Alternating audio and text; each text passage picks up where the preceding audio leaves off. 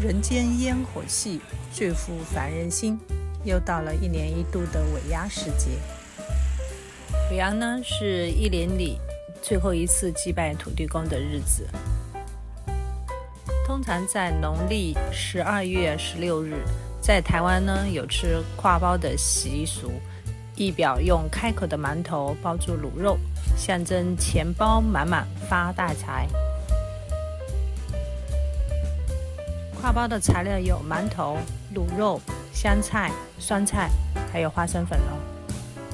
好啦，话不多说，我们开始制作咯。切成一块一块的，要对了，要煎一下的，煎一下还是要煎。是把肉两面都稍微煎一下，对不对？然后等会还要下去卤是吗？对，卤它才不会，肉质才会锁在里面，对不对？对。要油水一点，也不要很多了，就加一点米酒，然后酱油加一点米酒，再加一点五香粉，然后再下去卤葱，还有什么姜、桂皮，也不要很多啊，2、3小小的桂皮。1朵八角剥开来放进去，这样。好，一点那个肉桂皮，那个叶，肉桂叶，这样子。好的。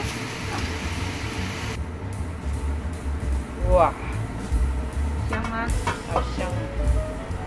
把它放在面，让它们都卤得均匀就对了。对，因为下面有这个不能太瘦，太瘦了包起来不好吃，你也不能太肥，有半肥半瘦，这样包起来才好。包在挂包里面才会好吃，才会好吃。卤肉的制作可参考上一期的卤肉饭视频哦。它已经上色的差不多了，是不是？然后我们现在要怎么样？要放在电锅里面炖，它那个汁比较不会干掉。因为汤汁还会保留。如果是用火的话，它很会把汤汁都烧干了哈。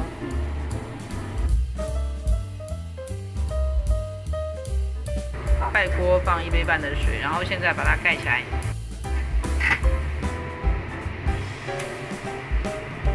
好，外锅1杯半盖起来，开始炖水，跳电就好。这个腌咸菜。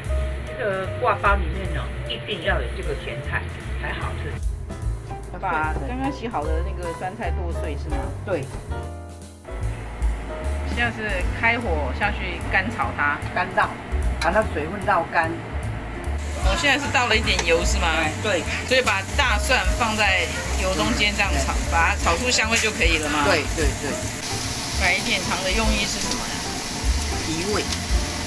因为咸菜有一点酸，这样就不会死咸。对。然后这样子炒熟就可以了哈。这样可以了，这样可以。那因为我们有小朋友嘛，所以我们不要加辣椒。那如果想要加辣的人可以加辣。